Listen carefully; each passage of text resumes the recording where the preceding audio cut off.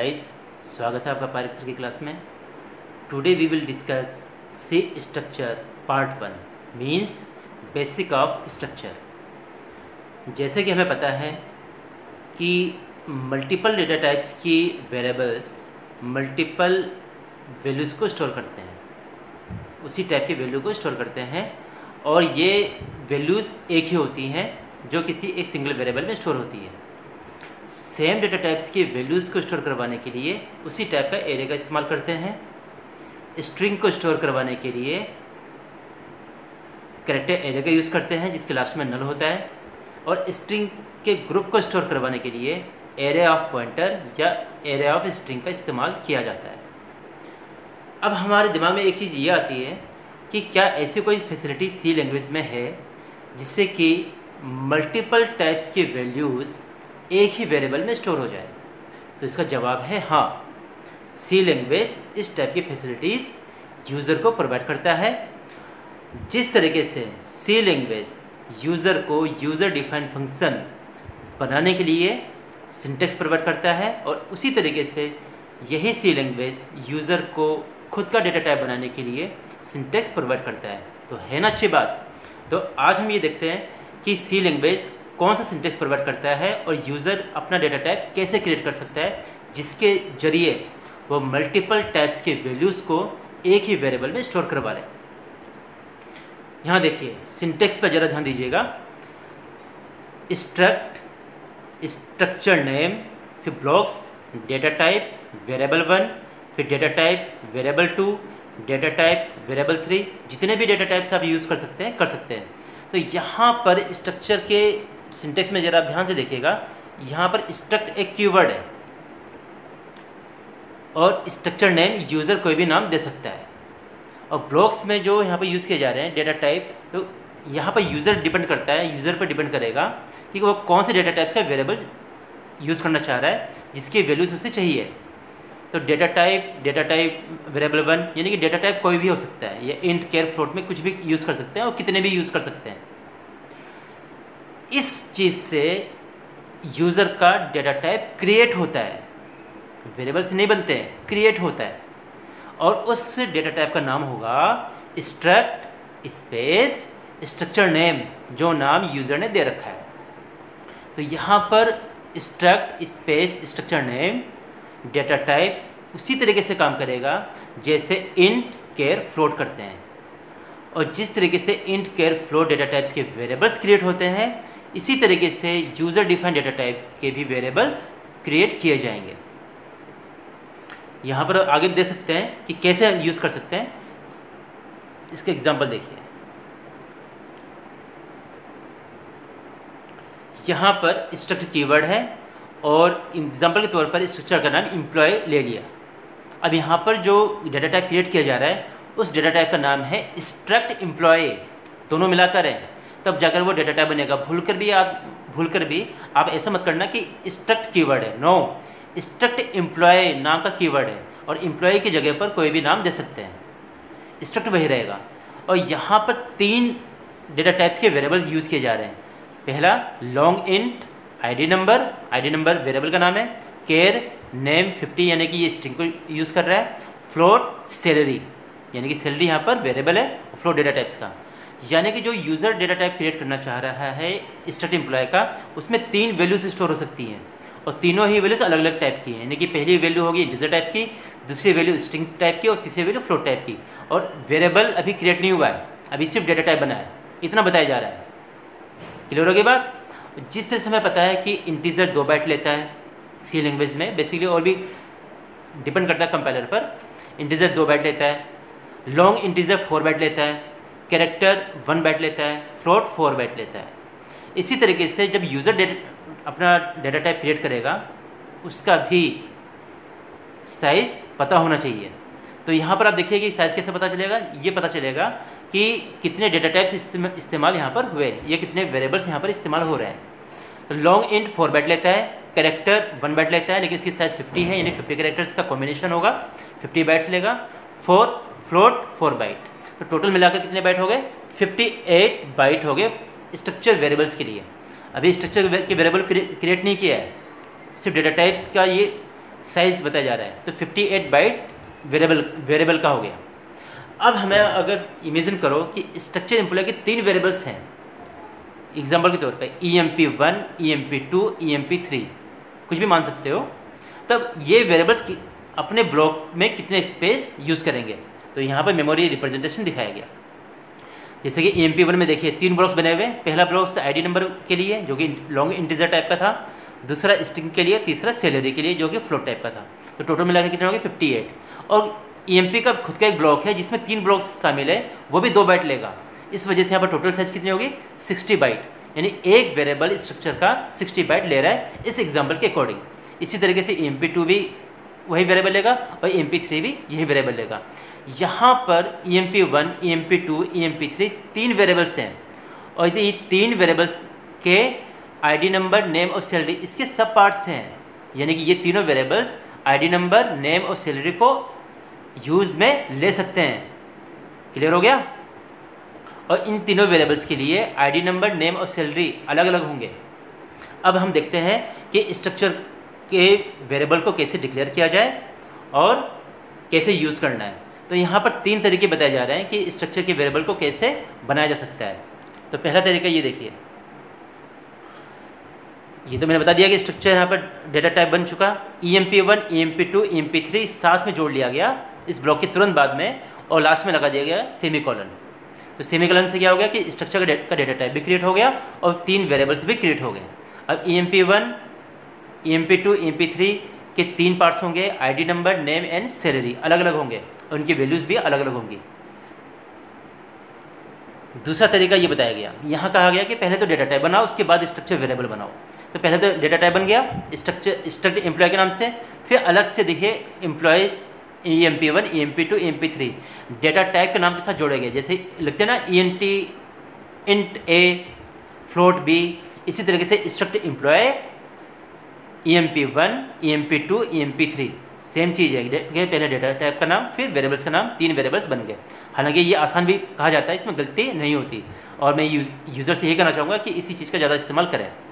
और तीसरा तरीका है कि स्ट्रक्चर के डेटा टाइप को मेन से पहले डिक्लेयर कर लिया गया, यानी कि डेटा टाइप मेन के ऊपर बना दिया गया पहले ही ग्लोबली और इसके वेरिएबल्स को मेन के अंदर यूज़ किया जा रहा है। तो ऐसा भी कर सकते हैं। तो तीनों तरीके हैं स्ट्रक्चर के वेरिएबल्स को क्रिएट करने के लिए। जितने भी चाहो उतने भी वेरिएबल्स आप क्रिएट कर सकते हैं। अब बात आती है कि वेरिएबल्स तो क्रिएट कर लिया, एक्सेस कैसे करोगे। तो एक्सेस कैसे करेंगे, EMP1 आप सीधे सीधे लिखोगे। अगर आप printf EMP1 तो ये प्रिंट नहीं होगा क्योंकि EMP1 के 3 पार्ट हैं, ID नंबर, नेम और सैलरी। तो इन्हें प्रिंट करवाना है, इन तीनों वैल्यूज प्रिंट होनी चाहिए। तो ये कैसे प्रिंट होगी वो यहाँ बताया गया। अगर EMP1 के लिए देखेंगे तो EMP1.ID नंबर, EMP1.name, EMP1.salary, तब EMP1 की तीनों वैल्यूज प्रिंट हो जाएगी क्योंकि इनके लिए इसके 3 पार्ट्स हैं। और इसी तरीके से EMP2 का कैसे होगा,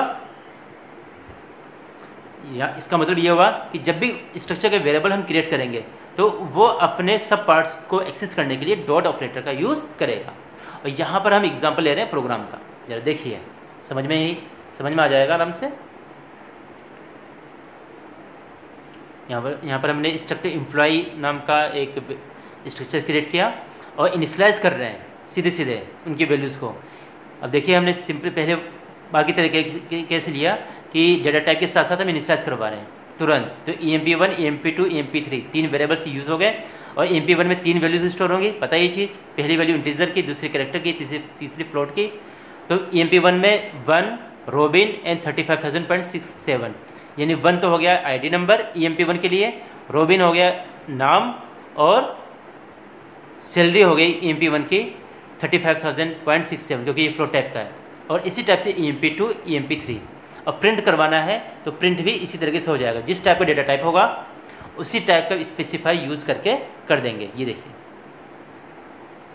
यानी कि %D EMP1.ID नंबर, %H क्योंकि स्ट्रिंग फॉर्मेट में है, EMP1.name और %F EMP1.salary। इसी तरीके से EMP2, EMP3 के लिए काम हो जाएगा। दूसरा तरीका ये है कि डेटा टाइप पहले बनाए, उसके बाद वेरिएबल्स को क्रिएट करके उसे इनिशियलाइज करवाया जाए। ये तरीका यहाँ पर इस चीज़ का कि पहले डेटा टाइप क्रिएट किया, कि सेमीकोलन लगने के बाद माना जाता है कि डेटा टाइप क्रिएट हो गया। उसके बाद वेरिएबल्स को डिक्लेयर किया और साथ साथ इनिशियलाइज भी करवा दिया। ये एग्जांपल दूसरी टाइप का ये है वही चीज़, समझ में आ गया। इसी तरीके से इनिशियलाइज होगी। याद रखना स्ट्रक्चर के वेरिएबल उन्हीं वैल्यूज़ को स्टोर करेगा जो स्ट्रक्चर में डिफाइन कर रखा गया है। उसी टाइप्स की वैल्यू को ही ये उसी मैनर में, उसी सीक्वेंस में स्टोर करेगा। ऐसा नहीं है कि पहले कैरेक्टर ले लो या पहले फ्लोट ले लो। अगर पहले इंटीजर है तो पहले इंटीजर वैल्यू आएगी, यहाँ पे स्ट्रिंग दूसरी वैल्यू है, दूसरी स्ट्रिंग आएगी, और तीसरी यहाँ पर फ्लोट है। इसी तरीके से हम थर्ड एग्जाम्पल भी कर सकते हैं। तीसरा तरीका है कि जहाँ पर हमने कहा कि मेन के ऊपर हमने स्ट्रक्चर को डेटा टाइप बनाया, फिर हमने वेरिएबल का इस्तेमाल किया। बाकी प्रिंट वैसे ही होगा, एक्सेस का तरीका वही होगा। हाँ, एक चीज़ और ध्यान रखिएगा, कभी भी ऐसा नहीं होगा कि स्ट्रक्चर के डेटा टाइप को क्रिएट करते वक्त ही उसी वेरिएबल जो भी हम डेटा टाइप्स यूज़ कर रहे हैं, collection of the data types, उसी दौरान ही इनिशियलाइज करवा दिया जाए। वो ऐसा नहीं हो सकता, क्योंकि आप डेटा टाइप क्रिएट कर रहे हैं, ना कि आप इनिशियलाइज करवा रहे हैं। अगर इनिशियलाइज करवाना है तो स्ट्रक्चर का वेरिएबल इनिशियलाइज होगा, ना कि डेटा टाइप के दौरान कोई इनिशियलाइजेशन होगा। तो इस केस में ये चीज़ गलत हो जाएगी अगर हम ऐसा कर रहे हैं डेटा टाइप को क्रिएट करने के दौरान। तो यहाँ पर ऐसे इनिशियलाइज नहीं करवा सकते, ना इंटीजर होगा, ना कैरेक्टर, ना फ्लोट। अगर होगा तो स्ट्रक्चर के वेरिएबल्स का यूज़ करके ही हम करवा सकते हैं। दूसरा आता है कि नेस्टेड स्ट्रक्चर, स्ट्रक्चर में स्ट्रक्चर का यूज़ करना।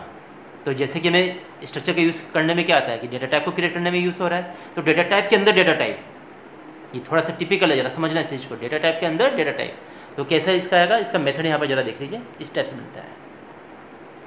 इसका सिंटेक्स ये है, पहला सिंटेक्स तो ये आ रहा है कि स्ट्रक्ट नेम लिखा है, यानी कि जो अपर साइड में होगा उस चीज़ में, और स्ट्रक्ट वन के मेंबर्स आ जाएंगे, यानी कि जो भी डेटा टाइप से इस्तेमाल करना वो कर लेंगे। और उसके अंदर फिर मैंने लिखा फिर से स्ट्रक्ट टू नेम, यानी दूसरा डेटा टाइप यहाँ पर इस्तेमाल हो रहा है, और वे स्ट्रक्ट टू के मेंबर्स, यानी कि इसमें कौन से डेटा टाइप से इस्तेमाल होंगे वो। फिर स्ट्रक्ट टू का क्लोज किया, और यहाँ पर वेरिएबल वन, वेरिएबल टू, यहाँ पर जो वेरिएबल वन, वेरिएबल टू ले रहे हैं वो स्ट्रक्ट टू के वेरिएबल्स हैं। और फिर लास्ट में हमने एक फिर ब्लॉक्स लगाया और सेमीकोलन लगा दिया, यानी ये स्ट्रक्ट वन के वेरिएबल्स यहाँ पर क्रिएट हो जाएगा। यानी कि यहाँ पर जो डेटा टाइप क्रिएट हो रहा है वो डेटा टाइप का नाम तो है स्ट्रक्ट वन नेम। क्लियर हो गया। उसके अंदर भी डेटा टाइप्स का सब डेटा टाइप्स है। देखिए इस टाइप से इसका एग्जांपल आएगा, गौर से देखिए इस चीज़ को। यहाँ पर स्ट्रक्ट एम्प्लॉय लिया, यहाँ पर int char float struct employ के पार्ट है, और इसी में फिर दूसरा हमने स्ट्रक्चर डेटा टाइप बनाया स्ट्रक्ट एड्रेस, जिसमें सिटी नेम और पिन नंबर है, और ADDR ये जो वेरिएबल है वो स्ट्रक्ट एड्रेस का वेरिएबल है। और बाद में जो हम वेरिएबल यूज़ कर रहे हैं EMP1 EMP2 ये स्ट्रक्ट एम्प्लॉय का वेरिएबल है। यानी कि स्ट्रक्ट एम्प्लॉय के अब 5 वेरिएबल हो गए। कौन कौन से? एक तो ID नंबर, नेम, सैलरी, दूसरा सिटी नेम, पिन नंबर। तो ID नंबर, नेम और सैलरी को एक्सेस करना तो आसान है कि EMP1.ID नंबर, EMP1.सैलरी, EMP.एड्रेस।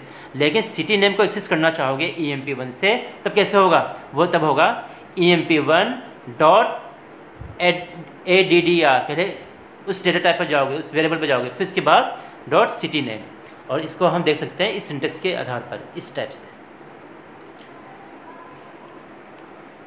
यानी कि एक तरीका और है कि करने का कि पहले एक डेटा टाइप को क्रिएट कर लो, उसके बाद दूसरे स्ट्रक्चर में इसे मर्ज करवा दो। ये देखिए, क्योंकि डेटा टाइप का यूज़ होगा, स्ट्रक्ट वन हमने यूज़ कर लिया और फिर स्ट्रक्ट टू का भी यूज़ कर रहे हैं, और उसी में हम स्ट्रक्ट वन डेटा टाइप का वेरिएबल भी इस्तेमाल कर रहे हैं। इसका एग्जांपल इस तरीके से होगा, यार देखिए ध्यान से। आई होप समझ में आ गया होगा। दूसरा तरीका है ये। अब बात आ रही है कि एक्सेस कैसे करोगे। जैसे अभी मैंने पहले मैंने पूछा था, वो इस तरीके से यूज़ होगा। EMP1.ID नंबर आसानी से हो जाएगा, EMP1.name, EMP1.salary, EMP1.ADDR.city name, क्योंकि ये दूसरे डेटा टाइप का वेरिएबल है सिटी नेम, और पिन नंबर भी दूसरे डेटा टाइप का वेरिएबल है। यानी कि दूसरे डेटा का जो वेरिएबल होगा वो ADDR होगा, पहले उससे एक्सेस करो और फिर पिन नंबर से एक्सेस होगा।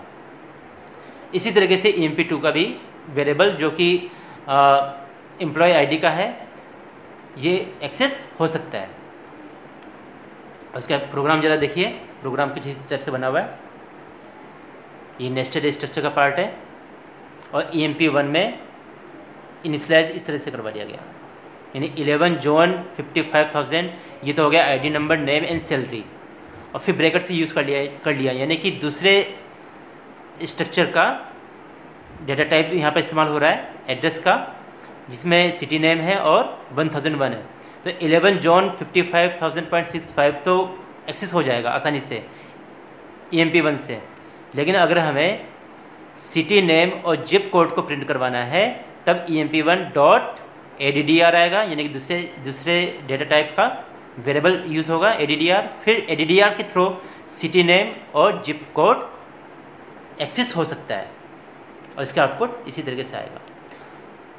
तो जहाँ तक मुझे लगता है ये पॉइंट समझ में आ गया होगा। मैं चाहूँगा कि इस वीडियो को 1-2 बार देखें जिससे कि स्ट्रक्चर समझ में आ जाए, क्योंकि स्ट्रक्चर आसान तो काफ़ी है लेकिन इसे इम्प्लीमेंट करना में थोड़ा सा कन्फ्यूज़न आ जाता है। मैंने यहाँ पर तरीके कई सारे बता दिए, तो आप 1-2 बार ज़रूर देखिएगा ये वीडियो और आई होप ये समझ में आ जाएगा। So thank you too much.